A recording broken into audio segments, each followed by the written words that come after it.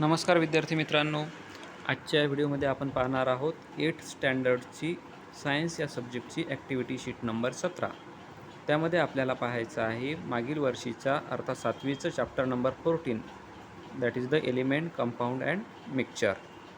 त्याआधी तुम्ही जर माझ्या या चॅनलला सबस्क्राईब केलं नसेल तर नक्की सबस्क्राईब करा आणि बाजूचा बेल आयकॉन दाबा, जेणेकरून तुम्हाला टेस्ट संबंधीचे आणि सरावातील प्रश्नांचे, उत्तरांचे आणि ॲक्टिव्हिटीच्या सर्व शीटचे सर्व व्हिडिओ तुम्हाला पाहायला मिळतील. चला तर पाहूया. पहिल्यांदा आपण matter. What is the matter? Matter म्हणजे काय? An object made of certain substance is called matter. म्हणजे पदार्थ ज्यापासून बनलेला असतो त्याला म्हणत असतात matter. The term matter is also use as synonym of substance. म्हणजेच मॅटर हा शब्द कशाशी समानार्थी वापरतात, तर तो शब्द पदार्थाशी समानार्थी असा वापरला जातो. The chemical substance is a form of matter that has constant chemical composition and characteristics. म्हणजे रासायनिक पदार्थ हा त्या पदार्थामध्ये असलेल्या विविध रसायनांचा आणि गुणधर्मांचा साठी कारणीभूत ठरतो. त्यानंतर आपल्याला एक ॲक्टिव्हिटी खाली दिली आहे. ते ॲक्टिव्हिटीमधून आपल्याला कळेल की मॅटर काय असते ते. पहिलं आहे fill a glass of water up to the brim आणि drop a small stone in it. What happens? म्हणजे पूर्ण भरलेल्या ग्लासमध्ये पाण्यात जर दगड टाकला तर काय होते? काय होते म्हणजे पाणी बाहेर येईल, त्याचा आकारमान वाढेल. त्यानंतर सेकंड ॲक्टिव्हिटी आहे पहा खाली. Take a balance, place a small stone in one pan and big stone in other. Which pan goes down and why? एखाद्या पॅनमध्ये म्हणजे तराजूमध्ये दोन लहान मोठे दगड ठेवले तर मोठा दगड खाली जातो. असं का होते? कारण त्या दगडाचं आकारमान, वस्तुमान हे जास्त असते. आता तेच आपल्याला इथं पाहायचं आहे. पहा, mass and volume are the two important properties of the matter. इथं म्हटलेलं आहे mass and volume are the two important property of matter. म्हणजे प्रत्येक वस्तूला, द्रव्याला मास आणि व्हॉल्यूम असतो. मास म्हणजे वस्तुमान, व्हॉल्यूम म्हणजे आकारमान. Many kind of matter found in nature are in pure form that is they contain only one constituent. म्हणजे निसर्गामध्ये अशी काही पदार्थ असतात, अशी काही द्रव्य असतात की ज्यांच्यामध्ये फक्त एकच घटक असतो. In scientific language matter is made up of only one constituent is called a substance. वैज्ञानिक परिभाषेत त्याला पदार्थ असे म्हणतात की ज्याच्यामध्ये एकच घटक आहे. फॉर एक्झाम्पल गोल्ड, त्याच्यामध्ये दोन घटक नसतात. त्यानंतर डायमंड, हिरा, याच्यामध्ये एकच घटक असतो. त्यानंतर water, chalk etcetera. Other kind of matter made up of 2 or more substances. काही मॅटर असे असतात की जे 2 किंवा जास्त सबस्टन्सचे बनलेले असतात. It is called as the mixture. त्याला आपण काय म्हणतो? मिक्सचर म्हणतो. एलिमेंट. त्यानंतर आपल्याला पाहायचं आहे element. All the substances are made up of extremely tiny particle. जगातले सर्व पदार्थ सूक्ष्म कणांचे बनलेले असतात.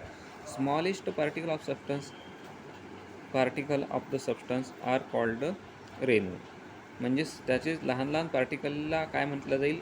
मॉलिक्यूल.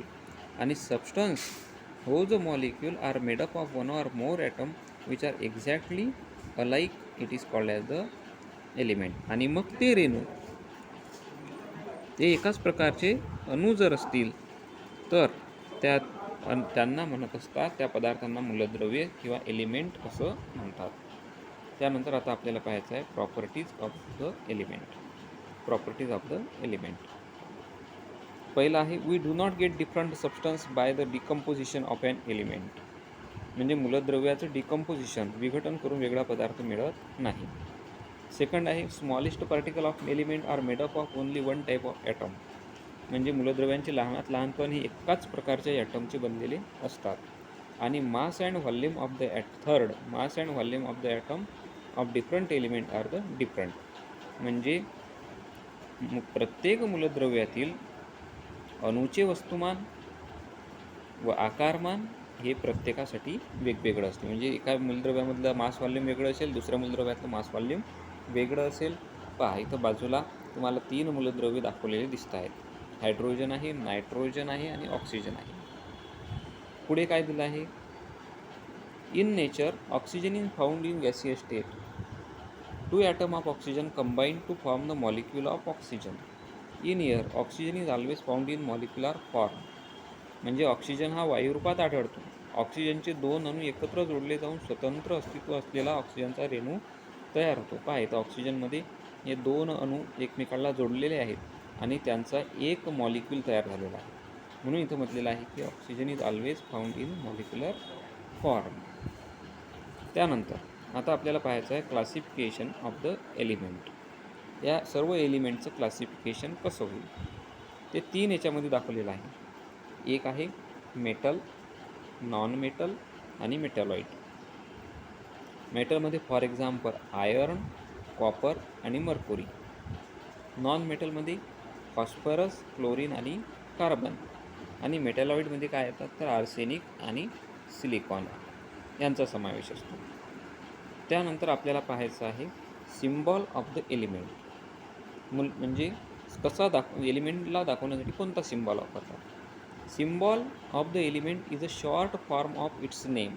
जे त्या एलिमेंटचं नाव असेल, उदाहरणार्थ आयर्न असेल तर ते पूर्ण आयर्न हा शब्द न लिहिता शॉर्टमध्ये काय लिहिता येईल म्हणून त्याला म्हटलेलं आहे की it is the short form of the its name. म्हणजे एलिमेंटच्या नेमचं शॉर्ट फॉर्म. द सायंटिस्ट, तिचं नाव दिलं आहे सायंटिस्ट. पहा Berzelius was the first to use the present method using symbol for the element. म्हणजे बर्झेलियस हे पहिले शास्त्रज्ञ होते की ज्यांनी सिम्बॉल वापरला. The symbol of element is written in English script. आणि तो इंग्रजीमध्ये लिहिण्यात दर्शवतात. First letter is always capital. तो लिहित असताना त्या एलिमेंटचं नावाचं पहिलं लेटर कॅपिटलमध्ये यूज करतात. फॉर एक्झाम्पल जर हायड्रोजन असेल तर त्याचा वापरला जातो कॅपिटल एच. त्यानंतर पुढे पहा when the initial letter in the name of 2 or more element is the same, a pair of letter is use to write the symbol. म्हणजे जेव्हा 2 किंवा अधिक एलिमेंटच्या नावातले पहिले अक्षर जर सारखे असेल तर असं सिम्बॉल लिहिण्यासाठी मग अक्षरांची पेअर वापरतात. फॉर एक्झाम्पल नायट्रोजनसाठी एन वापरला पण निकेलमध्येही एनच आहे म्हणून इथं त्याच्याऐवजी पेअर वापरली. इथं दाखवला N I. Every element symbol are shown 1 atom. म्हणजेच प्रत्येक एलिमेंटची संज्ञा फक्त एकच ॲटम दाखवत असते. त्यानंतर खाली काही तुम्हाला सिम्बॉल आणि इंग्लिश नेम दिलेले आहेत ते पहा. याच्यामध्ये पहिल्यांदा दिले आहे इंग्लिशमधले की हायड्रोजनसाठी आपण एच वापरतो. त्यानंतर हेलियमसाठी HE वापरला म्हणजे 2 अक्षरं वापरले. लिथियमसाठी LI वापरला. बेरिलियमसाठी BE वापरलं. बोरॉनसाठी B वापरलेला आहे. निऑनचा सिम्बॉल Ne दर्शविलेला आहे. सोडियमसाठी Na आहे. मॅग्नेशियमसाठी Mg आहे. ॲल्युमिनियमसाठी Al आहे. फॉस्फरससाठी P आहे. सल्फरसाठी S आहे आणि क्लोरीनसाठी Cl आहे. आता हे सर्वचे सर्व जे नावं आहेत हे सर्वचे सर्व नावं इंग्लिश नेममधले आहेत. पण काही एलिमेंटची नावं आपल्याला लॅटिन नेममध्ये सुद्धा दिलेले आहेत म्हणून त्यांचे सिम्बॉल इंग्लिशमध्येच्या ऐवजी लॅटिनमध्ये वापरलेले दिसतात आपल्याला. जसं की सिल्वरचं लॅटिन नेम दिलेलं आहे आर्जेंटम म्हणून त्याचा सिम्बॉल घेतला Ag. गोल्डचं लॅटिन नेम आहे ऑरम म्हणून त्याचा सिम्बॉल घेतला Au. कॉपरसाठी क्युप्रम नाव आहे म्हणून त्याचं सिम्बॉल घेतला Cu. आयर्नसाठी फेरम लॅटिन नेम आहे म्हणून त्याचा सिम्बॉल घेतला Fe. आणि मर्क्युरीसाठी हायड्रार्जियम असं असल्यामुळे त्याचा सिम्बॉल घेतला Hg. टंगस्टनसाठी ओल्फ्रॅम वापरला असल्यामुळे त्याचा सिम्बॉल घेतला आपण W. अशा पद्धतीनं इंग्लिशमधले नेमसाठी वेगळे सिम्बॉल आहेत आणि त्यासोबत ज्यांचे नावं लॅटिन नेममध्ये दिलेले आहेत त्यांच्यासाठी वेगळे सिम्बॉल वापरण्याची पद्धत इथं आपण पाहिली. त्यानंतर पुढे आहेत आपल्याला पुढे पाहायचं आहे alloy. What is the alloy. Alloy म्हणजे याला मराठीमध्ये म्हणतात संमिश्र. द फॉर्म ऑफ संमिश्र म्हणजे काय पहा the homogeneous mixture of 2 or more metal and non metals is called alloy. म्हणजे two or more metal, two or metal or metals and non metal, म्हणजे 2 किंवा अधिक मेटल किंवा मेटल अँड नॉन मेटल यांच्या होमोजिनियस मिक्सचर म्हणजे एकजीव मिक्सचरला म्हणायचं असते alloy. For example stainless steel is the alloy. आपल्या घरी असलेलं स्टील जे आहे ते अलॉय आहे, पण ते कशानं बनलेलं आहे? It is made up from the iron, chromium, carbon and nickel. त्यानंतर ब्रास कशानं बनलेलं असते? ब्रास हे सुद्धा अलॉयच आहे. ब्रॉन्झ हे सुद्धा अलॉयच आहे, की जे अलॉयचे इथं आपल्याला एक्झाम्पल दिलेले आहे. त्यानंतर आता खाली दिलेला आपण प्रॅक्टिसचे क्वेश्चन पाहणार आहोत. या प्रॅक्टिसच्या क्वेश्चनच्या उत्तरांसाठी मी स्वतंत्र व्हिडिओ बनवेल. इथं फक्त आपण क्वेश्चन पाहू, की जे तुम्हाला वहीमध्ये सोडवायला उपयुक्त ठरतील. तोपर्यंत तुम्ही तुमच्या वहीमध्ये ते लिहून काढायचे आहे. जिथं अडचणी तिथं उत्तरांच्या व्हिडिओची तुम्ही मदत घ्यायची आहे. पहा, पहिला क्वेश्चन आहे find odd one out. Find on out म्हणजे कोणकोणते 4 एलिमेंट इथं दिलेले दिसतात: कार्बन, सल्फर, सिलिकॉन आणि क्लोरीन.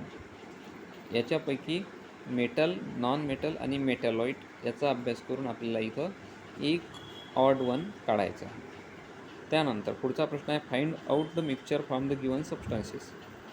पुढे तुम्हाला सबस्टन्सेस दिलेले आहेत, त्यापैकी तुम्हाला मिक्सचर जे आहेत, अलॉय नाही, मिक्सचर जे आहेत ते तुम्हाला एलिमेंट्स जे आहेत आणि मिक्सचर जे आहेत ते तुम्हाला वेगवेगळे करायचे आहेत. मिक्सचर कोणते आहेत पहा. यापैकी water, lemon juice, iron, steel, coal, air, salt, bronze, copper इतके तुम्हाला सबस्टन्सेस दिलेले आहेत. त्यापैकी काही मिक्सचर आपण इथं पाहू. Lemon juice it is the mixture, steel it is the mixture, त्यानंतर air it is the mixture, हे आहेत mixture. Bronze it is the mixture, but they are the alloy, त्यांना अलॉयसुद्धा म्हणतात. आणि बाकीचे जे राहिलेले आहेत ते काय आहेत? तर स्पेशल सबस्टन्सेस आहेत, एलिमेंट. त्यानंतर पुढील प्रश्न पहा. Write down the name of element starting with the letter C. C वरून सुरू होणाऱ्या एलिमेंटचे नावं सांगा. जसे की सी फॉर कार्बन होतो. त्यानंतर सी या लेटरने स्टार्टिंग होणारा कॉपरही आहे आणि सी ने सुरू होणारा क्रोमियमसुद्धा आहे. यासोबत असेच तुम्हाला इतरही एलिमेंट शोधून काढता येतील. पुढचा प्रश्न पहा. Which element are present in the air. एअरमध्ये प्रेझेंट असलेले एलिमेंट कोणते आहेत? Write their symbol. जसे की नायट्रोजन, ऑक्सिजन, हायड्रोजन आणि त्यांचे एलिमेंट्स हे आणि त्यांचे सिम्बॉल काय आहेत? नायट्रोजनचा N, ऑक्सिजनचा O आणि त्यानंतर हायड्रोजनचा H. पुढील प्रश्न पहा. Lead and tin element have their symbol taken from the Latin word. Write their symbol. आता हा प्रश्न तुम्हाला लीड आणि टीनचा पुस्तकामध्ये जी एलिमेंटचा चार्ट दिलेला आहे त्यावरून तुम्हाला लीड आणि टीनचा एलिमेंटचे सिम्बॉल शोधून इथे लिहायचे आहे. पुढील व्हिडिओमध्ये आपण त्याचं उत्तर नक्की देऊ. तोपर्यंत तुम्ही प्रयत्न करायचा आहे. Complete the table. पहा 5वा प्रश्न. पुढे एका कॉलममध्ये तुम्हाला अलॉय दिलेला आहे, दुसऱ्या कॉलममध्ये तुम्हाला दिलेला आहे कॉन्स्टिट्युएंट एलिमेंट. जसं की स्टेनलेस स्टील आणि त्याचे कॉन्स्टिट्युएंट एलिमेंट आहेत आयर्न, कार्बन, क्रोमियम आणि निकेल. तसंच ब्रास या अलॉयचं कॉन्स्टिट्युएंट एलिमेंट तुम्हाला लिहायचे आहेत आणि ब्रॉन्झ या अलॉयचे तुम्हाला कॉन्स्टिट्युएंट एलिमेंट इथं लिहायचे आहे. तर चला, तुम्ही प्रयत्न करा सोडवण्याचा आणि मी सुद्धा प्रयत्न करतो दुसरा व्हिडिओ उत्तरांसाठी बनवण्याचा. तेव्हा ज्यांनी या चॅनलला सबस्क्राईब केलं नसेल त्यांनी नक्की सबस्क्राईब करा, जेणेकरून तुम्हाला पुढचा व्हिडिओ पाहायला मिळेल. आणि हा चॅनलला तुमच्या मित्रांपर्यंत शेअर करा आणि लाईक करा. थँक्यू.